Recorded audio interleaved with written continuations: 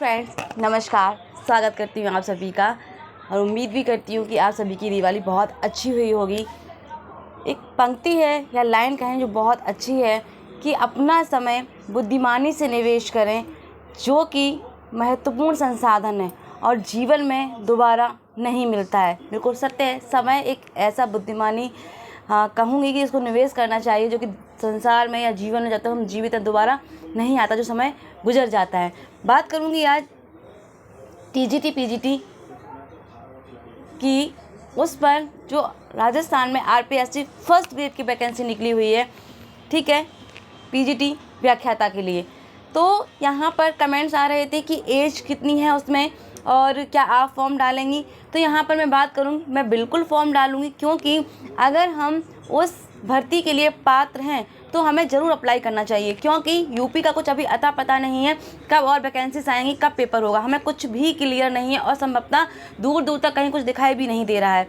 तो यहाँ पर हमें केवल एक के भरोसे होकर नहीं बैठना है। यदि मौके आपके पास आ रहे हैं तो एटलीस्ट इतना तो करिए कि आप ट्राई तो कर सकते हैं, तो ट्राई ज़रूर करिए। होगा या नहीं होगा वो बात की बात है, सबसे पहले आप अपना प्रयास करिए और उसमें थोड़ा सा एफर्ट डालिए और कोशिश करिए कि मेरा पेपर अच्छा हो जाए। यहाँ पर बात करूँगी आरपीएससी फर्स्ट ग्रेड की, यानी कि राजस्थान पीजीटी व्याख्याता की भर्ती। तो इसमें एज उम्र जो है, यानी कि जो उम्र सीमा रखी गई है वो 40 वर्ष तक रखी गई है। अगर आप आरक्षित वर्ग से, मैं पहले बता चुकी हूँ, तो आरक्षित वर्ग के लिए आपको वहाँ पर उम्र सीमा में छूट मिल जाती है। तो मुझे लगता है निसंदेह महिलाएं हों या पुरुष हों इसमें फॉर्म अप्लाई कर सकते हो और ये हर एक स्टेट से कर सकते हैं, यानी कि हम अदर स्टेट से हैं तो भी हम इसमें फॉर्म अप्लाई कर सकते हैं। और एक महत्वपूर्ण बात ये है कि इसमें कोई सी टेट आर टेट नहीं मांगा है, इसमें टेट जैसी कोई बाध्यता नहीं है। केवल आपका इसमें एमए और बीएड होना चाहिए, बस 2 डिग्री आपके पास होनी चाहिए, पीजीटी प्लस बीएड। जो भी जिस भी सब्जेक्ट से आप हैं, आपके सब्जेक्ट में कितनी वैकेंसी से आप जाकर ये सर्च कर लीजिए, विजिट कर लीजिए कि आप कितनी वैकेंसीज पर फॉर्म भरेंगे।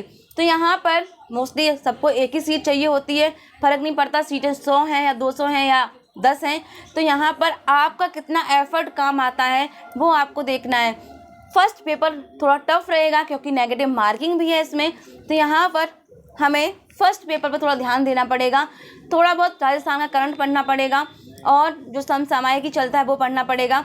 मुझे लगता है यदि आप 3 से 4 साल तैयारी कर रहे हैं पीजीटी की या टीजीटी की, तो आपका सब्जेक्ट अच्छे से क्लियर होगा ही होगा। तो अभी जो हमारे पास प्लस पॉइंट है वो ये है कि सब्जेक्ट पर ध्यान तो देना है, बहुत अधिक नहीं देना है। ध्यान कहाँ देना है? फर्स्ट पेपर है, क्योंकि फर्स्ट पेपर उन्हीं का अच्छा होता है जो इस तरह की कॉम्पिटिशन की तैयारी कर रहे होते हैं। जैसे आपका यूपीएससी है जहाँ आपका प्रीलिम्स और मेंस एग्ज़ाम होता है, तो हम जो सब्जेक्टिव हैं, क्योंकि हम तो अपनी सब्जेक्ट की तैयारी ही कर रहे हैं, तो हमारा सब्जेक्ट कहीं ना कहीं स्ट्रांग होगा।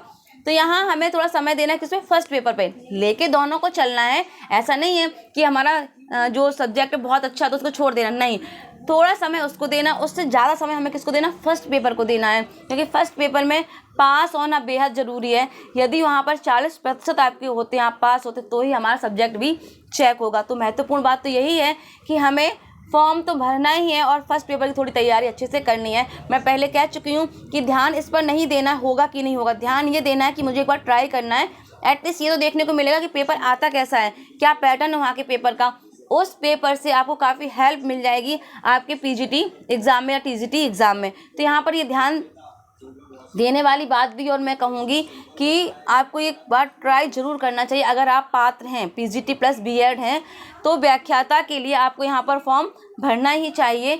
यहाँ पर उम्र सीमा मैं बता चुकी हूँ, यदि आप आरक्षित वर्ग से तो आपको छूट मिल जाएगी। रहा कोई सी टेट आर टेट, वहाँ पर कुछ भी नहीं मांगा है। योग्यता बहुत साधारण सी जो लगभग सभी के पास होती है, पीजीटी और आपका बीएड।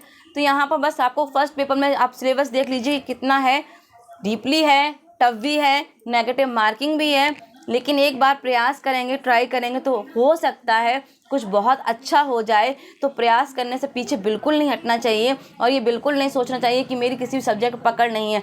मैं अपनी बात करूं तो फर्स्ट पेपर के लिए मुझे तो बिल्कुल भी बहुत अच्छी जानकारी नहीं है। हाँ, सुपर टेट जब हुआ था तब फर्स्ट पेपर के लिए जो चीज़ें पढ़ी थी थोड़ी बहुत वही क्लियर है, लेकिन फिर भी प्रयास ज़रूर करूँगी, मैं फॉर्म ज़रूर डालूँगी। मुझे कमेंट में कहा था कि आप फॉर्म डालेंगी, तो हाँ मैं बिल्कुल फॉर्म डालूँगी, बस इसलिए कि मुझे कम से कम उसका अनुभव तो हो कि पेपर का पैटर्न क्या रहता है, हम किस तरह से क्वेश्चन को अटेम्प्ट कर सकते हैं, फर्स्ट पेपर का किस तरीके से आया था।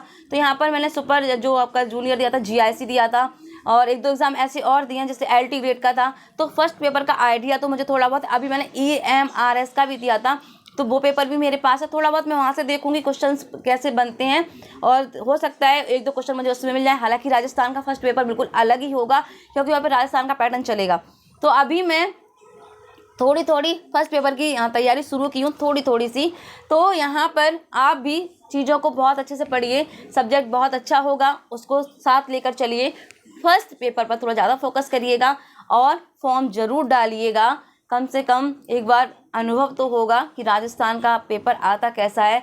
ईश्वर ने चाहा आपका बहुत अच्छा हो गया तो बहुत कुछ अच्छा भी हो जाएगा। अब भाई प्रयास खुद से करना है, तैयारी खुद से करनी है, मेहनत खुद से करनी है। हम केवल आपको समझा सकते हैं और बता सकते हैं। सेम कंडीशन मेरी भी है कि हम खुद ही समझ सकते हैं, खुद को ही समझा सकते हैं और फिर से प्रयास कर सकते हैं। तो यहाँ पर जो बात महत्वपूर्ण थी यही थी कि RPSC व्याख्याता में फॉर्म ज़रूर भरिएगा, और उम्र सीमा में छूट है, और आपका फर्स्ट पेपर तैयारी अच्छी करिए। सब्जेक्ट आपका प्लस पॉइंट यही है, सब्जेक्ट आपका अच्छा है तो थोड़ा कम ध्यान दीजिएगा, तो हो सकता है कि कुछ अच्छा हो जाए, शुरुआत हो गवर्नमेंट जॉब की, कहीं ना कहीं से एक अच्छी शुरुआत होनी चाहिए। रहा हमारा UP TGT PGT का जब वो होगा तो उसको भी बिल्कुल करेंगे।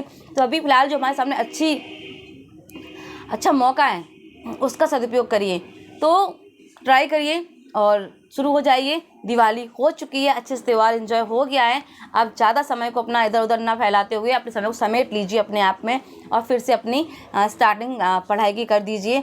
तो अच्छे से त्यौहार, आई होप कि सभी का बहुत अच्छे से हुआ होगा दिवाली, और सब खुश होंगे।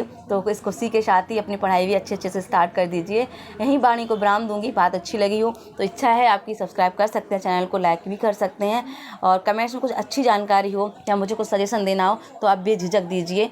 और इसी के साथ नमस्कार, जय हिंद, जय भारत।